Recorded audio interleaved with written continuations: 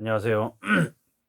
대공황 이후에 최악의 침체장이 올 수 있다라는 얘기가 나오고 있습니다. 스태그플레이션에 대비해야 된다고 합니다. 지금 이제 러시아와 우크라이나 간의 긴장 고조로 지난 2, 3주 사이에 정시가 계속 하락하고 있습니다. 침체장이 다가오고 있다라는 얘기들도 있고요. 통상 정시는 고점 대비 10% 하락은 조정, 20% 하락은 침체라고 하는데 지금 현재 조정 국면에 진입했다. 그러니까 10% 하락할 수 있다. 그리고 뭐 조정의 기준점을 소폭 웃돌고 있다. 그러니까 조정에서 10%에서 20% 하락까지 가고 있다라고 이제 보이는 거죠. 겉으로 볼 때는 우크라이나 사태 때문에 그렇게 됐다라고 이제 얘기를 하는데 좀 더 두고 봐야 되는 거죠. 그 우크라이나 사태는 주가 하락할 때 그 핑계거리다라고 얘기할 수 있는 거고요. 실제로는 우크라이나 사태로 인한 우크라이나 전쟁이 터진 그 자체만으로 문제가 됐다기보다는 이미 미국 자체가 경제 성장력이 동력이 떨어졌다. 힘이 많이 위축됐다라고 보는 게 맞는 거죠. 지난 1월 달에 미국의 소비자 물가 지수가 7.5%가 됐죠. 12월 달에 7.0이었던 게 통제가 안 됐다라는 거죠. 7.0이 됐을 때도 매우 우려스럽다 그랬는데 한 달이 지난 다음에 7.5라니 사실상 지금 미국의 정부가 저 물가를 못 잡고 있는 거죠. 그래서 저 치솟은 물가를 잡기 위해서 미 연준이 어떻게든 대책을 내놔야 되는데 그게 가능하지 않다라는 거죠. 쉽지 않다라는 거죠. 미국은 경제 성장률은 유지해야 되고 기준금리는 올려서 그 경제 긴축이 되는 그런 것들도 좀 컨트롤하면서 물가는 또 잡아가고 싶은 거죠. 근데 이 세 가지가 다 쉽지 않은 거죠. 경제 긴축을 하면서 물가도 잡고 경제 성장을 잡는다라는 거는 왜? 서로 각 항목이 상반된 것들이기 때문에 만만치 않고 쉽지 않다라는 거죠.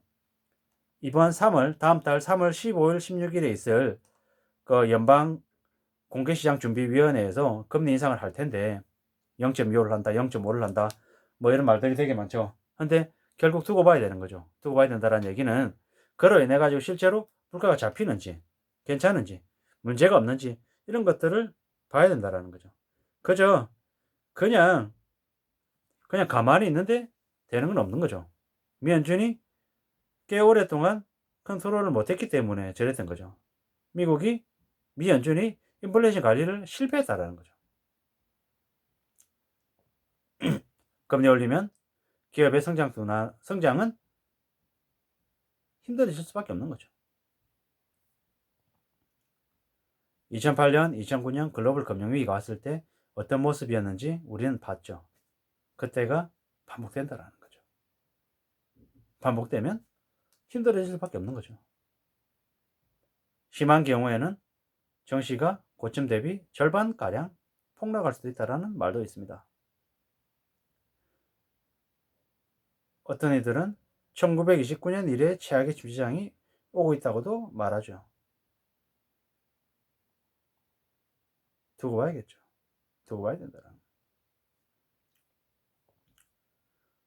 전 세계의 경제 성장률이 둔화되고 통화 공급량도 둔화되고 미 연준이 금리를 올리기 시작하면 전 세계에 있는 달러들은 미국으로 엄청 대거 몰릴 것이고 그로 인한 여파는 있을 수밖에 없다라는 거죠.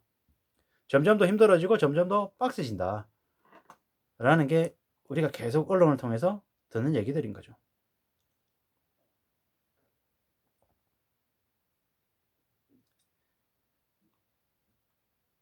지금은 미국의 정시가 2008년 금융위기와 비슷한 움직임을 보이고 있다는 말들도 나옵니다. 물론 과거에 일어났던 일들이 앞으로 똑같이 일어난다는 장담은 못하죠. 다만 우리는 과거 일을 통해서 앞으로 있을 일을 예측한다라고 봐야 되는 거죠.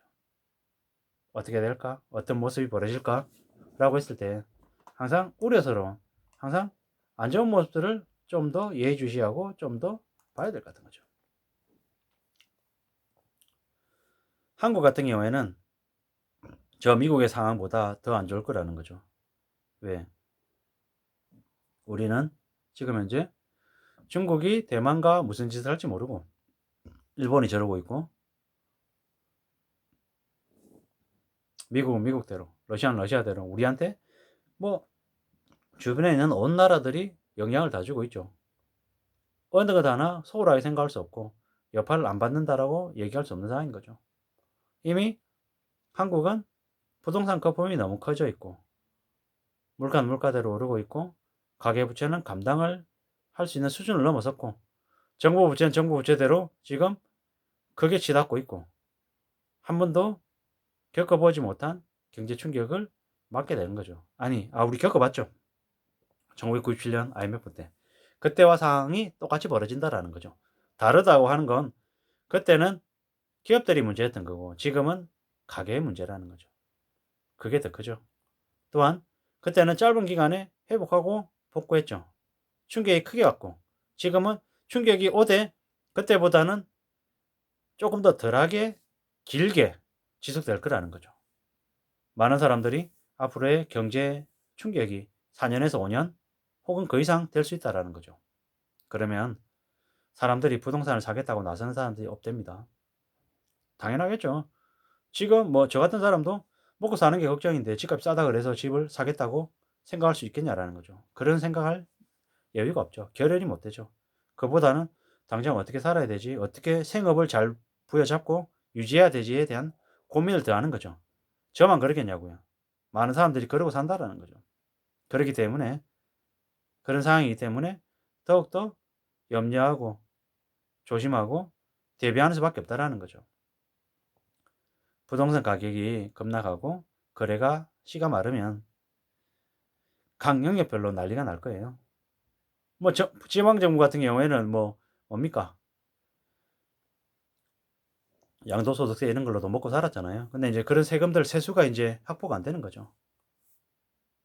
그리고 사람들의 이제 소비는 이제 계속 위축되는 거고 왜 집값이 떨어지고 뭐 대출 이자 부담이 늘어나고 하면 뭐 다른 물건들을 사는데 대한 소비를 어쩔 수 없이 줄이게 되는 거잖아요. 허리띠를 졸라맬 수밖에 없잖아요. 그러면 소비가 줄어들면 기업의 매출은 또 줄어들고 기업 매출이 줄어들면 그로 인한 뭐 개개인들 근로소득자들의 뭐 임금 상승의 여지는 줄어들고 점점 악순환으로 이제 전 영역에서 긴축이 이제 벌어지는 거죠.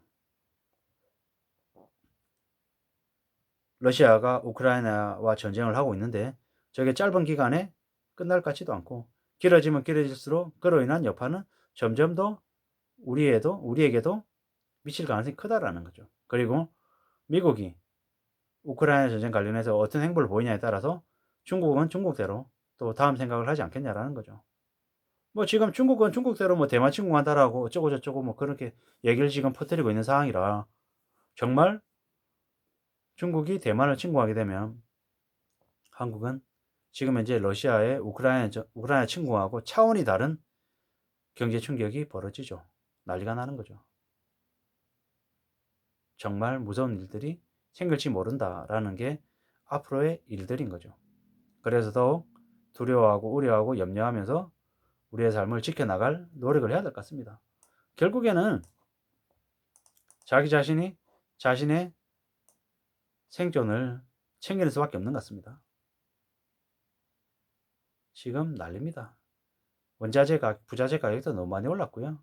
예. 뭐 현장에서 곡소리가 너무 많이 나오고 있어요. 예, 미쳐가는데 이게 어떻게 하다 이 모양이 됐나? 어쩔 수 없었던 건가?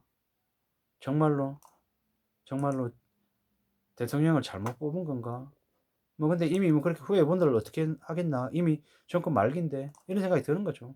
또한 다음 정부가 들어서는데 그 다음 정부는 어떻게 좀 정신 차리게 하고 좀 제대로 국정 운영할 수 있게끔 해야 되는데 과연 그게 가능할까? 국민들의 말은 들을까? 이 국민들의 연대가 안 되고 연합이 안 되고 목소리가 적어서 국민들의 목소리를 기대 한번 듣지도 않을 건데 그러면 점점 더 암울하고 더 우려스러운 상황으로 한국이 치닫을 텐데 어떻게 될까? 뭐 이런 걱정밖에 없는 거죠. 아무쪼록 점점 더 대한민국 경제에 대한 관심을 더 가져야 될 때인 것 같습니다. 이상입니다. 고맙습니다.